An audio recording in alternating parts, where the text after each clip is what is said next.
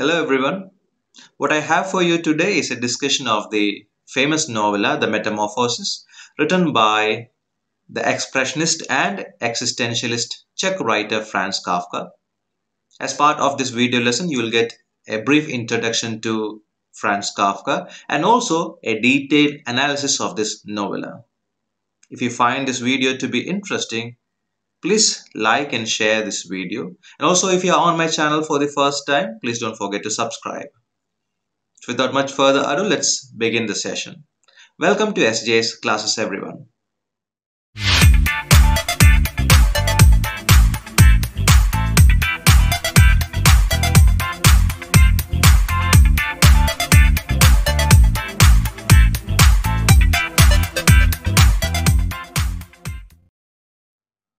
So as usual, let's begin with a very brief introduction of the author.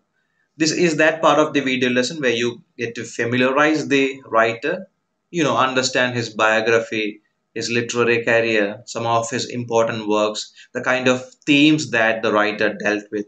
So always treat this particular part of my video lessons as important because this is that part where you get to know the writer, where you familiarize yourself with him.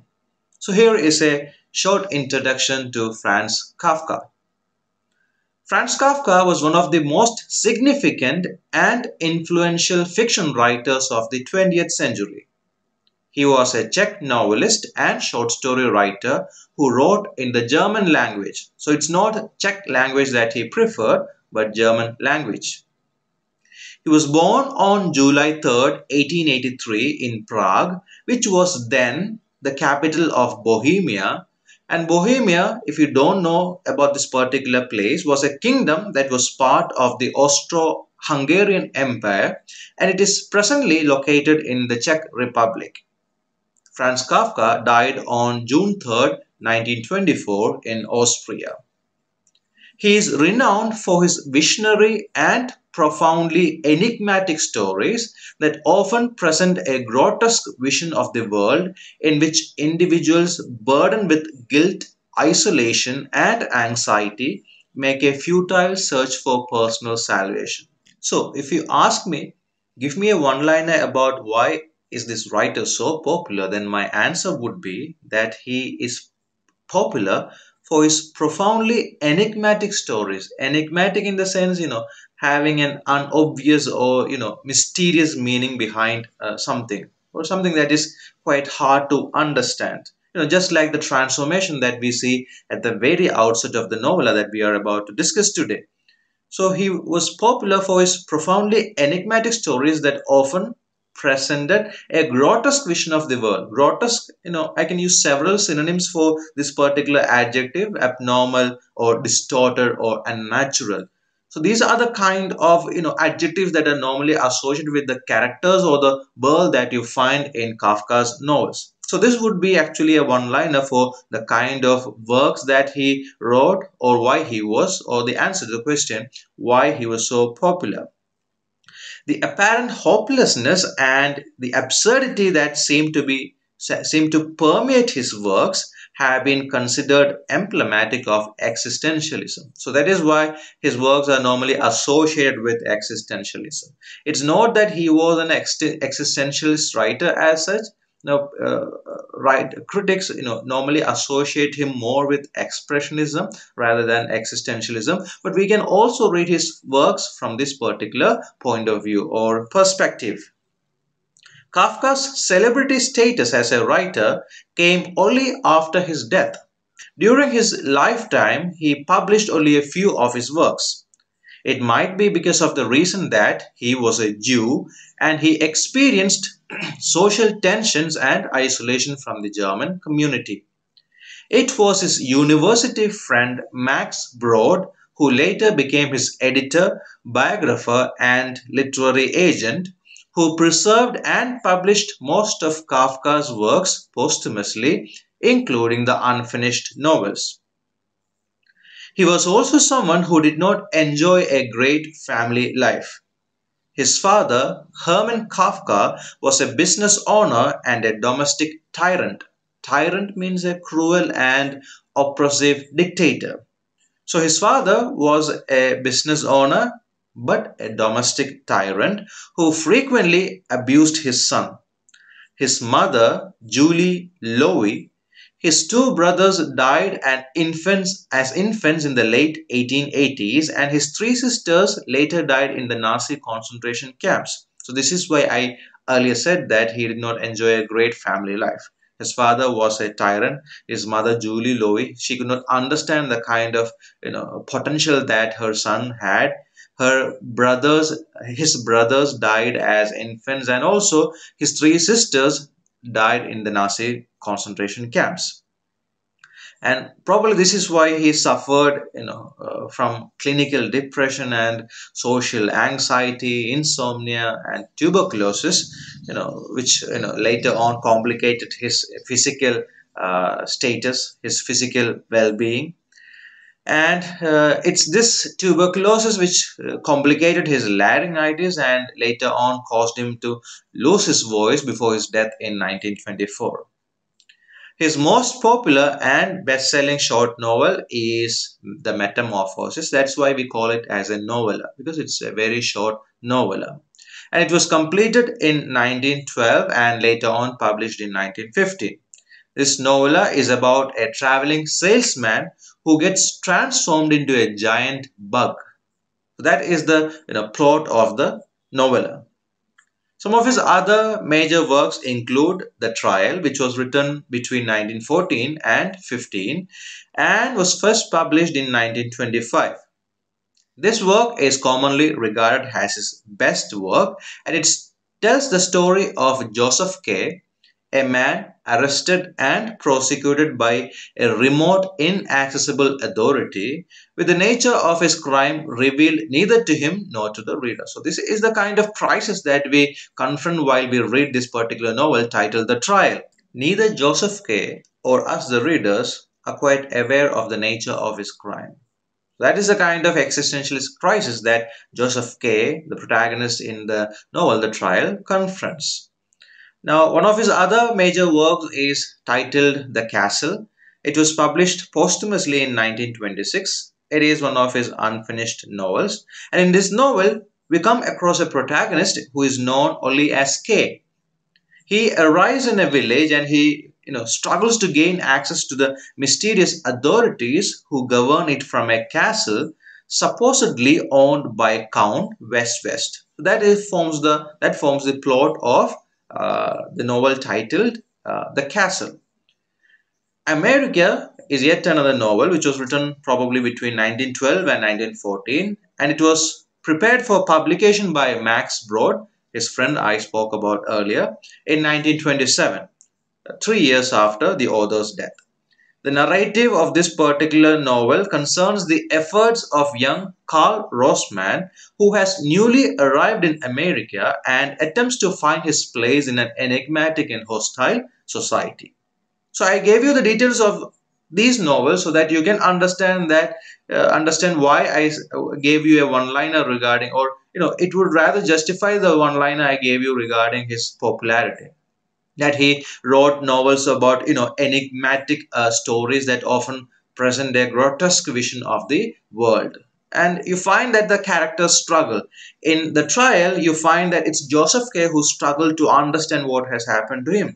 He is the one who tries to make himself aware about the nature of crime that he has done. In The Castle too, you find K, who struggles to understand the authority that manipulates a particular place. And again, you find in the novel America that Karl Rossmann, the protagonist, he tries to place himself in a hostile society. He tries to adapt. He tries to mingle with the society, especially one that is enigmatic and hostile at the same time.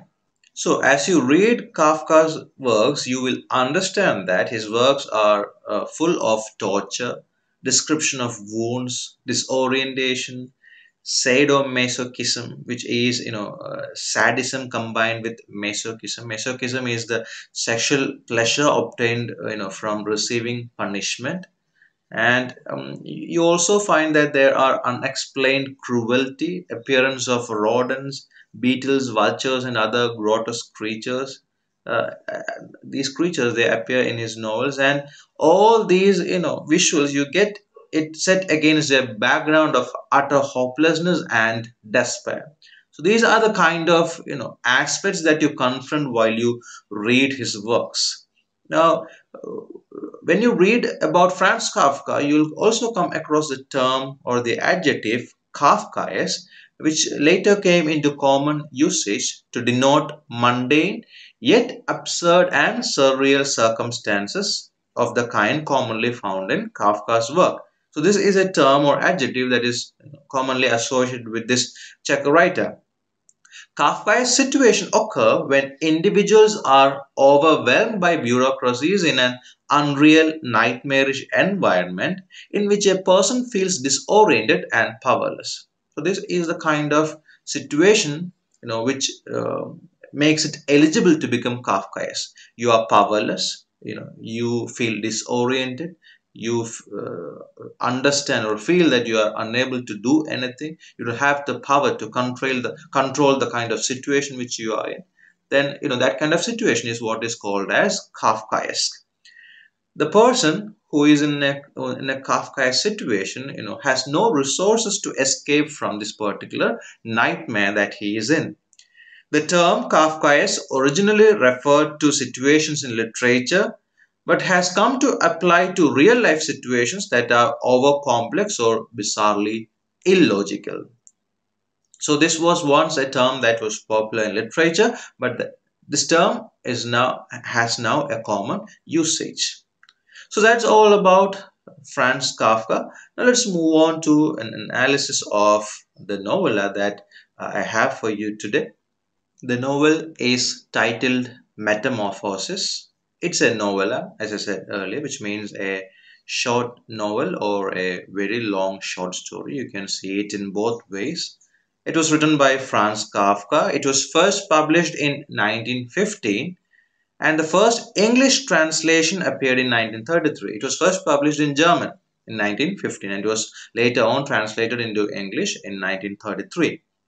It tells the story of salesman Gregor Samsa, who wakes one morning to find himself inexplicably transformed into a huge insect and subsequently struggles to adjust to this new condition. So this is the first transformation that you witness in the novel, that the protagonist named Gregor Samsa has transformed into a huge insect, and it's attempts to struggle or adapt with this new condition that you read in the novel. Now let us look at the title first of all.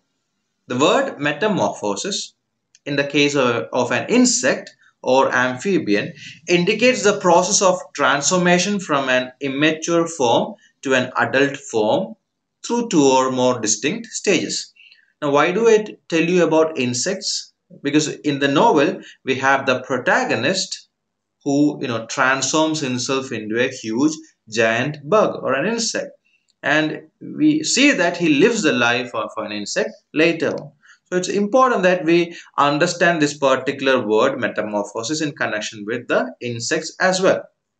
And in the general sense, the word metamorphosis means a change of the form or nature of a thing or person into a completely different one.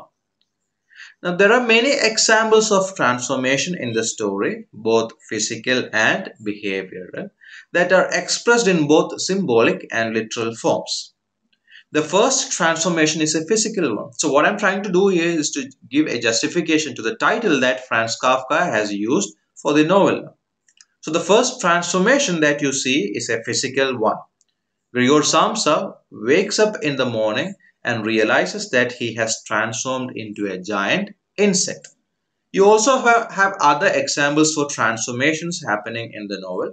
So additionally, there is this transformation of his family members, and this transformation is predominantly seen in his sister named Grete. Now, at first, she cares for Gregor's needs once he transforms into a giant bug. So she takes care of Gregor. She feeds him regularly and often visits him.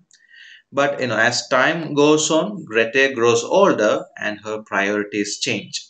It becomes easier for the family to ignore the fact that Grigor exists than to continue caring for him. So this is a kind of transformation that his family undergoes. Initially, you have the transformation that Grigor undergoes, and then you witness the transformation that this family undergoes. So we understand that the title of the novella gives us a hint about the various transformations that we are about to witness while reading the work. We have five major characters in this novel. Gregor Samsa is the main character of the story. He works as a traveling salesman in order to provide money for his sister and parents. Grete Samsa is Grigor's younger sister, and she becomes his caretaker after his metamorphosis or transformation. Mr. Samsa is Grigor's father. After the metamorphosis, he is forced to return to work in order to support the family financially. We also have Mrs. Samsa, who is Grigor's mother. And finally, we have the charwoman, who is an old widowed lady and who is employed by the Samsa family to take care of their household duties. So these are some of the major characters that you come across while reading the novella. Now, I don't want to detail the plot of the novella to you. That is something which you need to get as a first hand experience by reading the novella, but I would like to give you some of the important or key moments in the novella. So very first moment or important situation that you see in the novella is when Grigor wakes up and discovers that he has been transformed into a giant insect. Now then, as you read on, you understand that the kind of um, anguish that his family as well as his boss go through while why as they understand that this transformation has happened to Grigor. The family confronts Grigor in his new form, and later on we see that Grete feeds Grigor, and he discovers that he loves rotten food. Grigor loves to climb the walls, and they take the furniture out of the room because he starts to live the life of an insect, and he loves to climb the walls rather than be on his bed. So what his family members do is that they take all the furniture out from the room so that he'll get enough space to do all his things. Now, Grigor, he tries to save the image of a woman in first. I'll talk about the symbolism in this particular aspect later on. We read that Mr. Samsa attacks Grigor, believing that he hurt Mrs. Samsa, and in this process, Grigor is badly injured. Now, lodgers move into house, and Grigor watches his family from his room. We have two tenants moving into this particular. They want to they need help. Samsa's family need help financially, so they take in tenants, and Grigor, he can't move out of his room anymore because there are tenants in the house and they have no idea that a person who transformed into a giant bug is in the house. So he can't move out of his room. And we read that Grigor decides his family will be better off without him, and he dies. He does not take food, and he dies in the end. And finally, we read that the family, they feel a great relief now that Grigor is gone, and that they can move on with their lives. These are some of the important, key moments that you find in the or you come across while reading the novel. Now, through this story, Kafka spoke about themes like absurdity of life, the disconnection between mind and body, imprisonment, etc. So these are some of the themes that you come across while reading the novel. Now, it is easy to view Grigor as an autobiographical study of Kafka himself because Grigor's situation in his family is something very much similar to the one that Kafka had in his family, in his own family. He had a tyrannical father who hated or at best ignored his son's writing, someone who is very much like Mr. Samsa in the novella. Um, his mother, Kafka's mother, She took great care of him, but she did not have the strength to cope up with Kafka's father's brutality. She could not stand in defense for her son. So that is the kind of character that we see in Mrs. Samsa as well. Kafka had a sister, Otla, whom Kafka felt very close to, and probably it's Otla that you see in Grete, Gregor Samsa's sister, in the novella. Now, also something regarding the technical side of the novel. The point of view employed in this novella is a third-person point of view, and in some sense, it's a limited omniscient mode of narration. In omniscient, in the sense, you are able to see and read every character in the novella. To see through the eyes of all the characters in the novella. So at times it's the third person point of view, and at times it's also the omniscient point of view that you get from the novella. Now, a third person perspective means that the perspective of the story comes from Gregor Samsa.